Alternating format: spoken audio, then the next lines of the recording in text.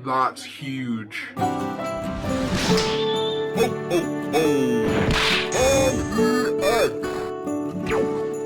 Happy holidays!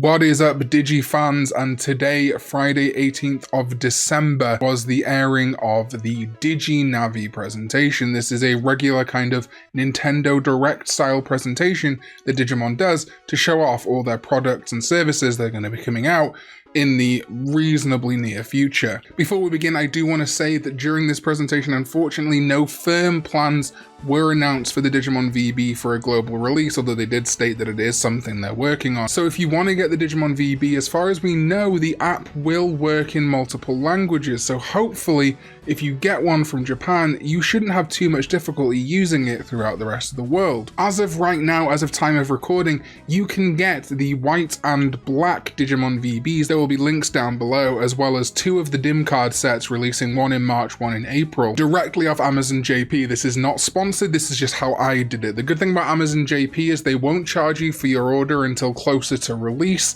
and of course there's no middleman, it gets shipped straight to you. I know for a fact the USA, UK and Canada this works. All you need to do is make a JP Amazon account, pre-order your items, get them pre-ordered, and then you get the VB. If you are waiting for global, you're probably going to be waiting for a while, but I understand there is some trepidation as to how much you can use it. That being said, they showed off and talked about a lot of things and confirmed some things that I had assumed about Digimon VB in this presentation. First of all, that concept trailer, that kind of brand trailer we got for Digimon World was kind of the inception of Digimon VB, them making a kind of Digimon Go, all started there. They want people to get out into the world, they want people to wear the bracelet basically all the time, and yes, they confirmed that Pulsemon and all your Digimon will digivolve based on your activity, whether you're very lazy, whether you run a lot, whether you are balanced with your rest, your exercise. This is really interesting to me, and I can't wait to see just how those branching paths work out. They also clarified the IC feature. Basically, it's anything with NFC, so card readers and smartphones with NFC can trigger random battles and your Digimon will just kind of battle it out, though you do have the option to run from tough fights, although I guess we'll see more of that as time goes on. We did see some cool concept designs for Pulsemon, which I think is cool, as well as the finished design, and some for Bulkmon, really interesting. And then the clarification that if you want the yellow version with the ex-Vmon/Vmon Ancient Warriors DIM card, you're gonna have to get it on P Bandai. I'm not super cool with using middlemen a lot of the time, but there are a bunch of middlemen sites that will let you get JP Premium Bandai items, so if you really want that Vmon DIM card, you're gonna have to go through a third party. They also confirmed that 2 Digimon can be stored at the bracelet at any time. Obviously, you activate those with the DIM cards, but it was clarified that you can store all your Digimon in the app, and that also connects with NFC. So you can have as many DIM cards as you want, but you're only kind of actively training 2 Digimon at a time, and you swap between them. So say you get Pulsemon to Mega, you can store him in your phone, and then, pull out Gabumon and go for a walk with Gabumon. There was a short segment acknowledging international fans, which for me is huge, and they did say, obviously they talked about the VPET 20th that came out, they talked about plans for Vital Bracelet or Vital Brace, and also about Shodo figures, so there is definitely an interest, and throughout the presentation there was little nods about like, oh, we have people from all around the world, 30 to 40% of our viewership is from around the world. So Bandai definitely is caring more and more about us, it just takes a lot longer, which kind of sucks. Most interesting to me though is we have got some more firm dates on the global Digimon card game releases. We can confirm that the full release, as opposed to the special pre-sale that happened in November, the version 1.0, which contains BT1 and some of BT2 and BT3, will officially come out on January 29th, 2021. So that's when you'll be able to a lot easier get Digimon cards globally, or at least in like America, Europe, Oceania. And then the 1.5 is what is going to be coming out in February. That will be the rest of BT2 and BT3, which will lead us on to hopefully BT4 in May. So we're going to be about 2 sets behind Japan at this rate. They briefly touched on the fact that Digimon Adventure is on streaming sites, and I think that's probably how they intend it to be consumed going forward. This is the 2020 adventure I'm referring to. They seem to kind of be happy with just Crunchyroll and Hulu, that kind of thing, as opposed to any real attempt to get it onto network television dubbed in the US, UK, etc. Honestly, I'm fine with that. And then we got to the toys. There's so many toys releasing. There's plushes, there's keychains, there is of course the Imperial Algemon Figure Eyes, which I'm not a big big fan of figure kits and model kits. I'm not very good at them. I don't really collect figures.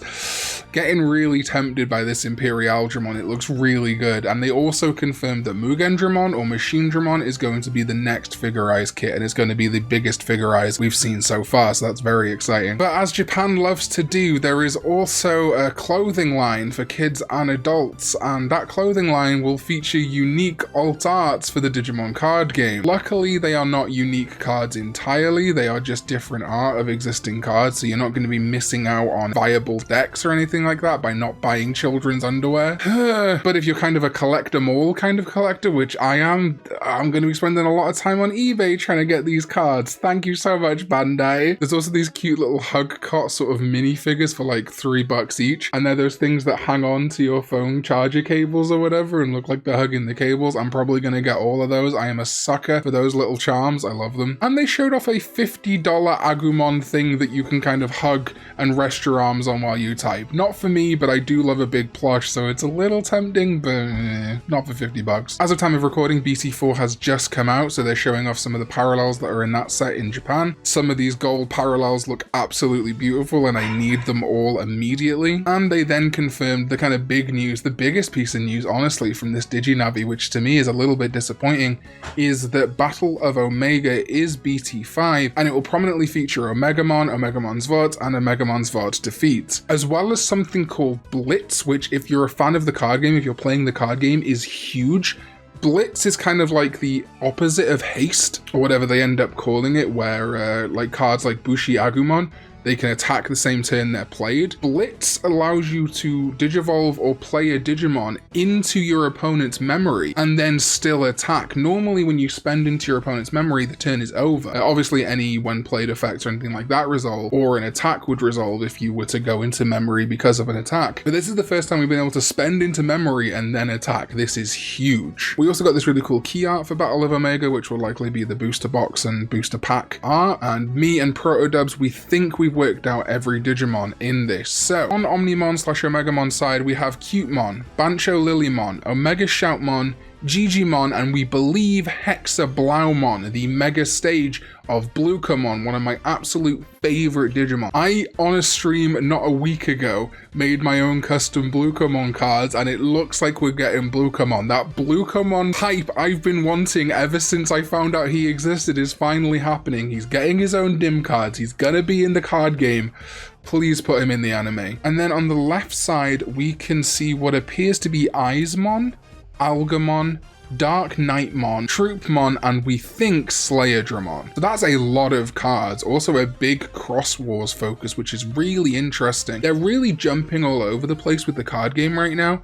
We've had 02 Tamers and a few 02 Fusion Digimon, and then jumped straight into Frontier Digimon, but then with Savers Tamer cards, and now we're getting like Omega Shoutmon and Cutemon. It's crazy how many random different sources they're pulling from the card game. But yeah, ultimately that is kind of it for DigiNavi. I was really hoping for more, and a lot of the information that we had in the run-up to this made me believe that we would get a global release announced for Digimon VB, and it's a shame we didn't. But the good news is VB will work even if we don't get a translated app. All the watch is entirely readable, it's all number based. There'll probably be a couple of little bits of Japanese, but even those might actually be in English, things like run and things like that. So yeah, I'm getting my Japanese pre-order, I'm gonna get the Japanese versions, and I will do videos on those when they release in March. They release on March 13th, you've still got time to get a pre-order in when you're watching this video, though they may be running out fast. And yeah, let me know down below your thoughts. Am I wrong about some of those Digimon in the Battle of Omega art? Is there anything you're looking forward to? Are you as disappointed as I am? I'm not super disappointed, but I think there could have been more there. Were there other things from the presentation at DigiNavi that you liked that I didn't cover?